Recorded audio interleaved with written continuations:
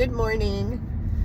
I'm going to talk about anxiety today, and I'm also going to roll back a little bit to yesterday, a conversation I was having with my 7-year-old. We were talking about lies, and we were talking about, lies as well as the distinction between lying and making a mistake with your words or being wrong. And a lot of times he'll tell me that I lied when I was wrong, and I tell him, I said, I don't lie. And he says, sure, everybody lies. And I said, well, everybody has told a lie at some point in their life, I'm sure, but not everybody lies. I said, it's a choice to lie, to tell something that is not true and that you're aware of, not something that you're wrong about. And he, went into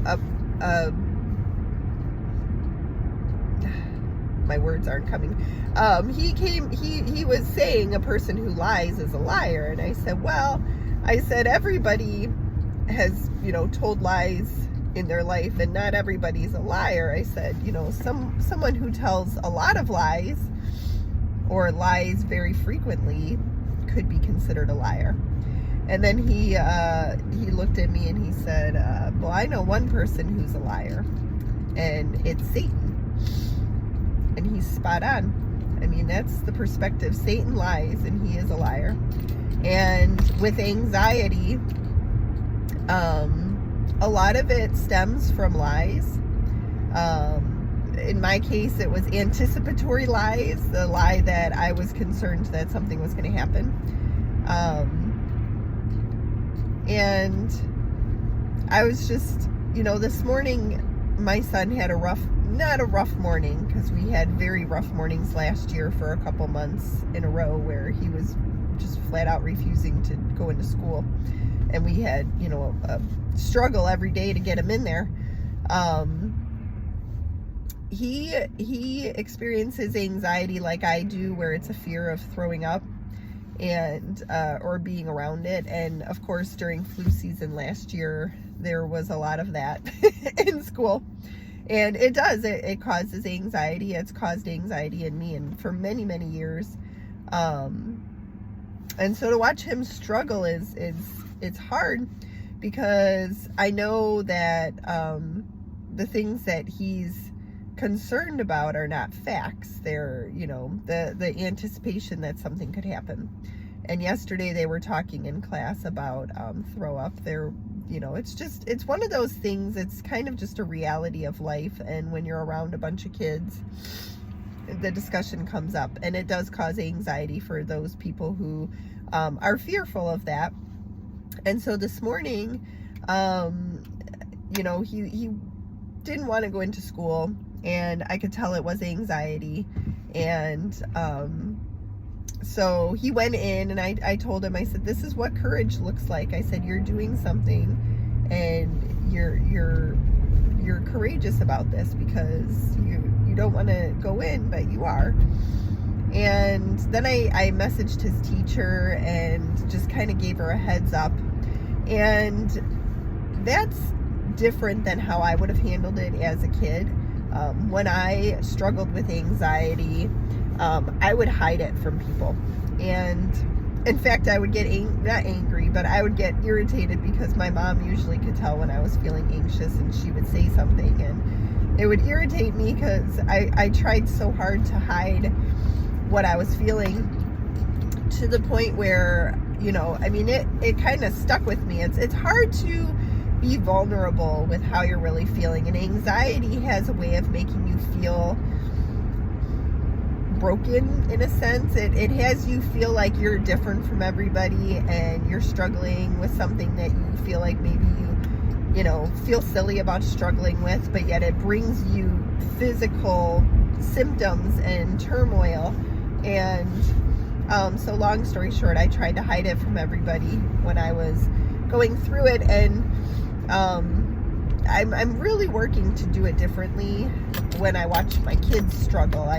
I want them to be aware that this is anxiety, and that it is I want to let a couple people around them know that can help them through it when I'm not there. And his teacher is wonderful. I just adore her, and she responded, of course, with, "I'll take good care of him today." And it really just comforts me to know. And it's interesting because after I dropped him off, of course, I prayed and asked God to stay alongside him and help him to feel loved, and help him to remember that he can pray when he's feeling anxious. Just all those things, that heart cry that you have for your kids, because most parents I know would much rather take on the suffering themselves than to watch their kid go through it. And the truth is, everybody's going to have struggles at some point in their life, and it's hard to watch them go through it. And it's also, this is kind of developmentally a stage when you go through little stages of anxiety, kindergarten, first grade, and then it kind of peaks again in second grade-ish. And then, depending on how it's managed, I think it can either linger or kind of fall off again. And mine lingered. Mine just was awful for probably a good 30 years. And I can't say if I would have been more open about it, if that would have been helpful, but I know now different things about anxiety, and I'm using the knowledge that I've gained over the years, which truly I'm using this word lightly, but I'm thankful that I struggled with anxiety. I see, even though it did terrible things in my life, it also did good things. Like, I truly believe if I didn't have anxiety, I probably would have drank so much more when I was younger. I don't drink at all. And it's simply because I don't like how I feel when I'm out of control. And so, and I also think that played a part in, giving birth without medication to dull the pain. So there is something to anxiety that grows a resilience in you, a tolerance for pain and discomfort. And like I said, I never wish on anyone that they would have to experience that type of turmoil on a regular basis for 30 years. But I can look back now and I can say all of that, I have compassion for those who do suffer with it, and I have compassion for my kids when they go through it. And I also understand that it can't control you. It feels that it could sometimes, but it doesn't have the power to take you over. And knowing that, I think, is very empowering. So yeah, I'm gonna help my kids when they struggle with it. I'm gonna help them see what it is and call it out, and then ask for support around them, and just, we're gonna get through it. And that's the method. Anxiety, I know, is complicated, and it is one of those things, I think, that if you train skills with each time that it tries to rear its head, I think that helps in the long run. And as a living testimony of the fact that even if you don't do that, God can still release you from it when his time comes, because it does not affect me the way it used to. It does not stronghold me. God truly broke the bondage that anxiety had on me, and I can look back and see very clearly God's hand in all of it.